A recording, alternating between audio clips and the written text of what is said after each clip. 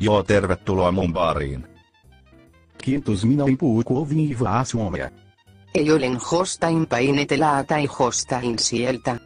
Siis what the fuck, jos ei suomi, ei myöskään oleskelulupaa. Selvä. Paljon tuo kalja maksaisi.